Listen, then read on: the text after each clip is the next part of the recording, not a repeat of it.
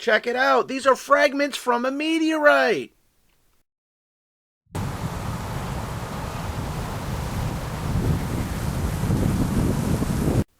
These are fragments of the Sikhote-Alin Meteorite. Don't worry about my pronunciation. I've heard it pronounced Sikhote-Alin. I've heard it pronounced a bunch of ways. Here's the spelling. Hi everybody, Beanmeister22 here. These are fragments of a very famous meteorite. This meteorite fell in southern Russia in 1947. It's another one of those large iron meteorites we've talked about. And it's estimated that over 20 tons of the meteorite actually made it down here to Earth, opposed to what burned up on entry. One of the unique things about this meteorite is it fell during the daytime, so a lot of people saw it fall. Since just over 20 tons of fragments of this meteorite have been found, it's estimated that the original size before entry into our atmosphere was approximately 100 tons. Quite a bit of it burned up, 75% at least. The strewn field for this meteorite is approximately half a square mile. Not as big as some of the other ones we've looked at. Obviously, some of the larger fragments made some pretty good size impact craters.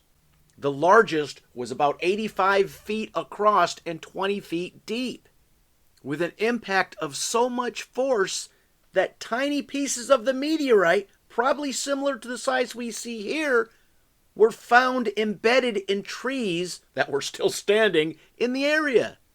Now, the composition of this meteorite is 93% iron and about 6% nickel, with a bunch of other little things in there. You know, a hair of phosphorus, a hair of cobalt, a hair of sulfur, trace amounts of iridium. And even though it's not pure, this is still considered an iron meteorite. This is another one of those common meteorites that can easily be purchased online for an affordable price. But like everything else, make sure you purchase it from a reputable dealer. So buying from a seller that you can trust is very important. Just because this has a fairly low price, I purchased these fragments for about $30, doesn't mean they're fake.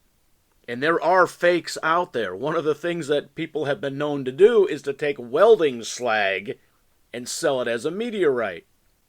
But it's been my experience that the fakes out there are being sold for a higher price than actual real meteorite fragments. It's that whole, if you're going to do a scam and rip people off, you might as well make a good profit at it kind of thing. Yes, it's a buyer beware situation, but it is very easy to purchase actual real meteorites online or in shops. All right, what do you think? Did you ever think you could own a piece of our solar system or the universe? Something from outer space?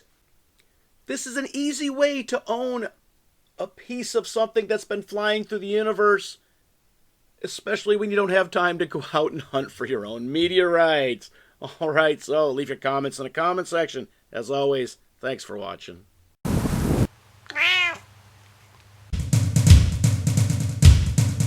Beanmeister22, the most dangerous man on YouTube.